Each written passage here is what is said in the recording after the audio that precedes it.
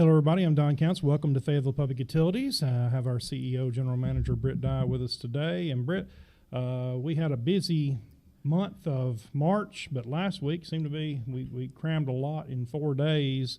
Got a chance to go to Hamburger Down the Hill.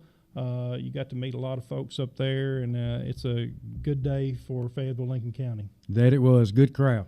Yep, and you got to see Pat Marsh and quite a few other people. I did. Talked to Senator Janice and Bolden, yep.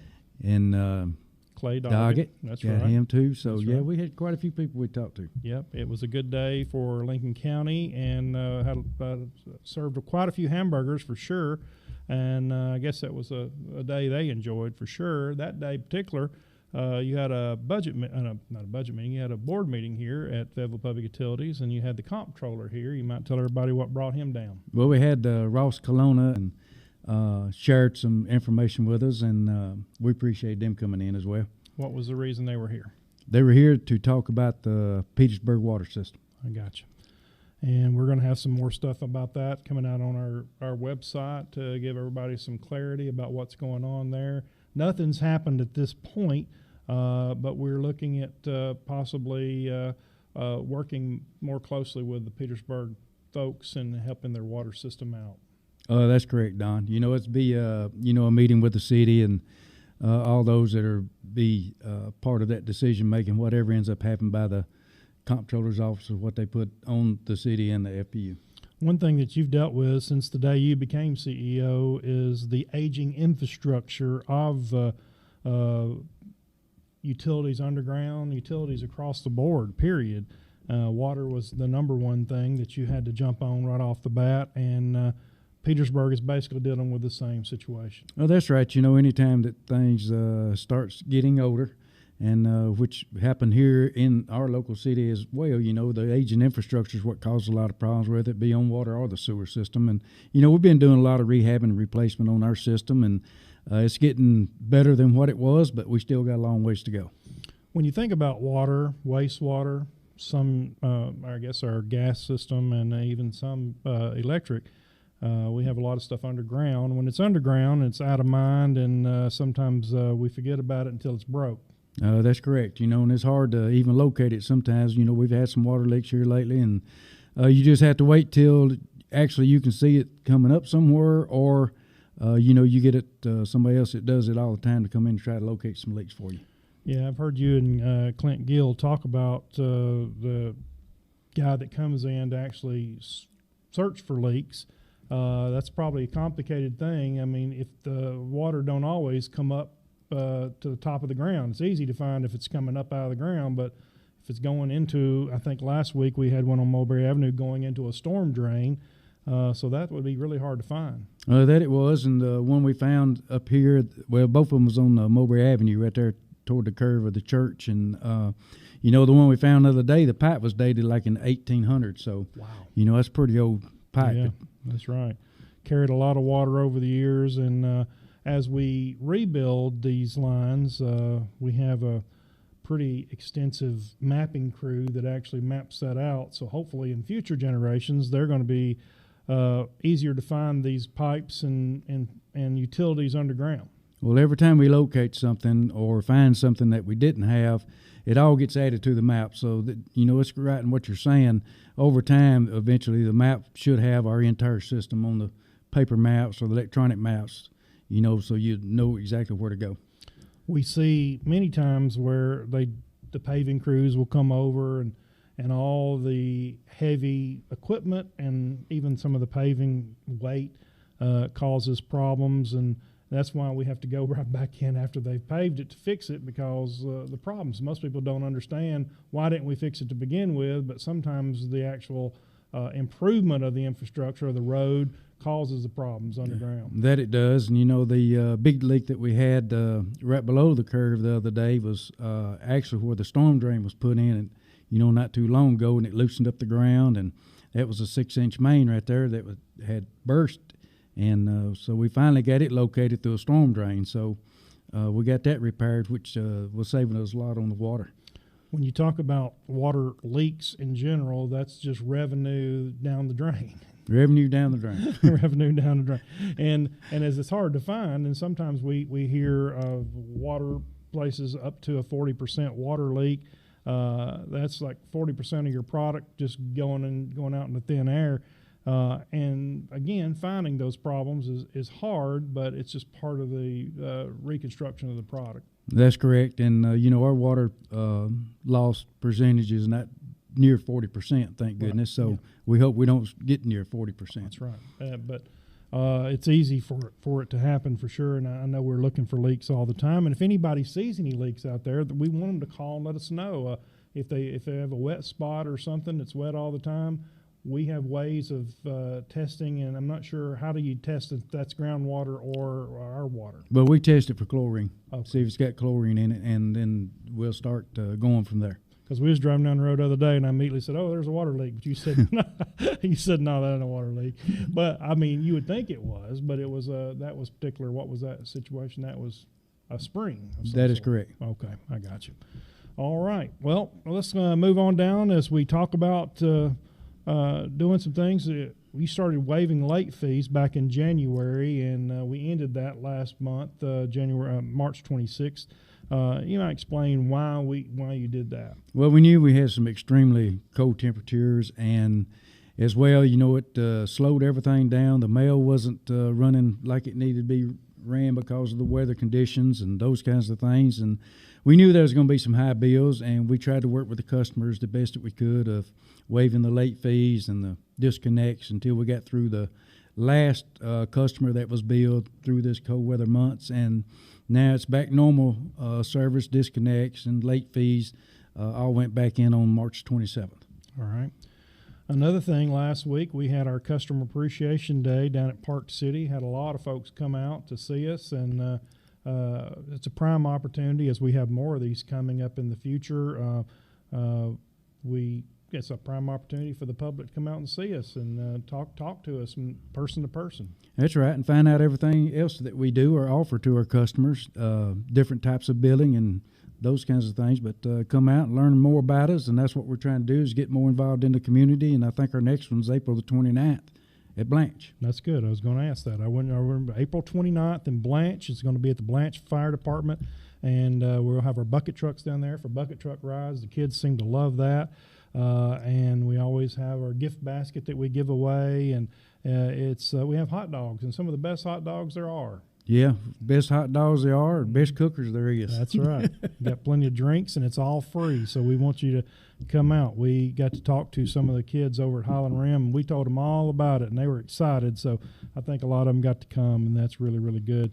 We've got Lineman Appreciation Day coming up. That's on April the 8th, I think, coming up.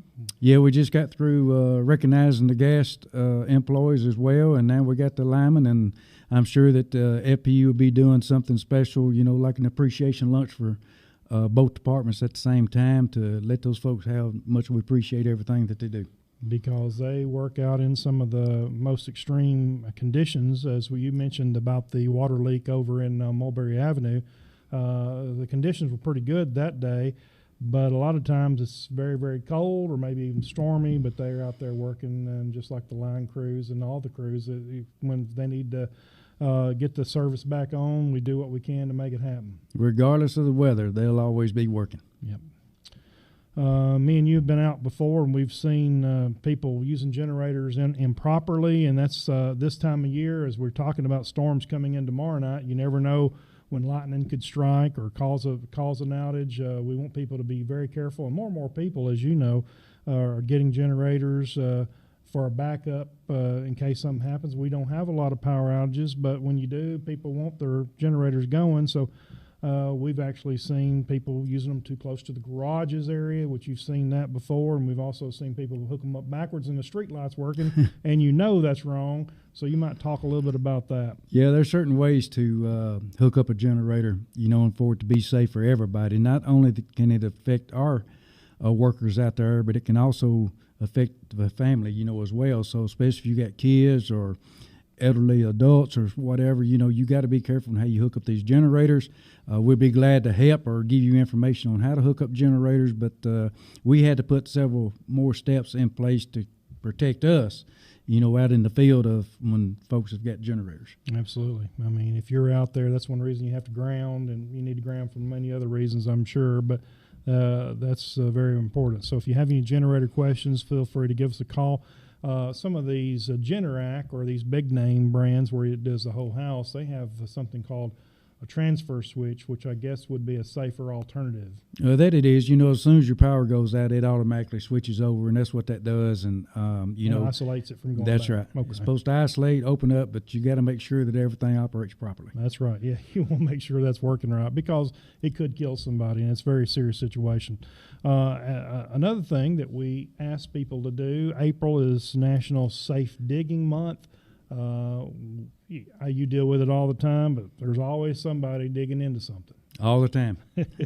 and if they would just dial 811, they would eliminate the problem, because if you dig into something, you're going to be responsible. Absolutely. If you dig into something without a locate, you will be held responsible. And, sometimes there's some very, very expensive cost that goes with it when you dig up something and, it causes a problem, or you break fibers, or it could be an underground primary, which is very dangerous, gas lines, anything. And one thing about that, too, is you could dig into something and get killed. Absolutely. Absolutely. So that's something that's very, very dangerous. Fats, oils, and grease, our FOG program. Another thing you deal with costly repairs, and you've seen this firsthand I guess this is in the sewer side, correct? That is correct. Where the fats, oils, and greases that people put down the drain clog up the drain, clog up our pipes. It makes it look like lard or something inside the pipes, and then the sewer don't go down the drain. That's right. It just closes down on the inside diameter of the pipe. And, even on some of the new infrastructure that we have put in place, that we've had problems on that, with people putting grease down the drain and all those kinds of things. And it creates another problem. And, we're trying to rehab and get everything going like it needs to be, but we sure would appreciate all the help by not putting any grease down the wastewater. Yeah, I've seen some of the stuff that y'all have cameraed before, and it looks like buildup of lard or something inside the pipes. And I don't know how you clear it. Is there any way you can clear it? We get in, we try to jet it. Okay. That's what we end up trying to do, and sometimes that don't always work, but most of the time it does. But it still takes a long time to get it done, and causes problems for other customers as well. Another part of our extremely busy week last week, we had the Be Proud trailer at Lincoln County High School. It was also an advanced financial, I think, on Friday. I think they must be a sponsor for it. But anyway, it gives opportunity to show people maybe in the virtual world some of the things that we do. Right. If it's a bucket truck work, or if it's a track-hole work, or welding, or anything like that, that was a good trailer to get some experience in and going through it. And we hope that they do it more often. Yeah, we were a sponsor on that as well. And that was through... TVA, TVPPA? TEMA, okay, it's from TEMA, okay. Very good. Well, that was a good program, and hopefully that'll be back around to some of the other schools and some of the other kids as well. As we have worked through our student utility board, as they're getting close to getting ready to graduate. Oh, that's true. Yeah, retiring. Yeah, that's kind of the same, feels like the same thing for me as I'm getting ready. It feels like I was a senior. I don't know what's going to happen next. But anyway, we got a job shadowing program that I think everybody seems so excited about. It's an opportunity. I think me and you would be too if we were seniors. You're not sure what our alternatives are. It's an opportunity to actually go out and get into the field and actually do it for a day. May explain how that works. Well, we're looking for students, that given to us by the school, and you come in. We'll get you prepared to go out that day, if it's in the telecom, or if it's in the gas system, or if it's with the electric system, or whatever it may be, and you spend the day outside and getting some hands-on experience of what the job entails. Yeah, hopefully that program is going to be good. We've actually already pulled some students from our student utility board. We have Riley and Jakia, both are working here, and we've had others as well. And we have a good group of kids each year, it seems like, and we're looking forward to that continuing to grow for sure. That's correct. All right. Let's see. Well, I was going to talk about Good Friday. We were closed Good Friday. We had a 3-day weekend, but we have people here 24 hours a day. And Britt, you might want to talk a little bit about the weather that's coming in tomorrow night. Tomorrow will be April the 2nd, going into April 3rd. That's always this is the stormy weather time. Yeah, it's that time of year. It's getting warm outside. We do have strong thunderstorms, that come, tornado warnings and those kinds of things will happen through the warm months, and but they're talking about some weather coming in tomorrow afternoon or mid-morning tomorrow, and we're already preparing for what needs to be done or what direction we're going to take. It's not that we don't know; we just have to remind each other what we got to do. Sure. So we'll always go through those steps. Everybody's got to be on standby and be ready to go. If you have an outage, you can call us anytime, 24 hours a day, 433-1522, or you can report it on Smart Hub. Our dispatchers are here, as I said, 24 hours a day, even on holidays, and that's a good program. We've got some good dispatchers back there, Britt, and I know you're proud of that, and it's good to have somebody here that people can talk to as we get notes from time to time through Facebook and Messenger about things. We can always advise them to call in, and they can call in anytime, and that's a good thing. Yeah, dispatchers, they do a great job back there, taking calls and getting information out to our linemen or whoever's on call, whether it be gas or telecom. And like I said, they ask a lot of questions. They need all the information they can get. And, when you do call in, so that way if we have to touch back to you to see if everything's good, we will. But, with the advanced meter infrastructure that we have in place, that helps out too. Yeah. And now we kind of know when the power's out before they even call. But sometimes we still need to know. You need to call because maybe that didn't work, or maybe it's come back on and we don't have notification of that. So it's always good to let us know. Anything else before we go? No, I hope everybody had a happy Easter, and the weather's turning off pretty. And yesterday was a beautiful day to be hunting Easter eggs. And that's right. Hope everybody enjoyed that day. And don't forget about Customer Appreciation Day coming up in Blanche on April 29th, and it'll be from 5 until 6:30, I believe. And That's so correct. Looking forward to that. It's a good opportunity for FPU to get to see and talk to our customers, and it's also a good opportunity for you to come down and talk to us and see what services we have to offer. Britt Dye, our CEO, anything else for you? Thank you, Don. Thank you very much, CEO and General Manager. We will see you back in here next month for another edition of our CEO Monthly Update.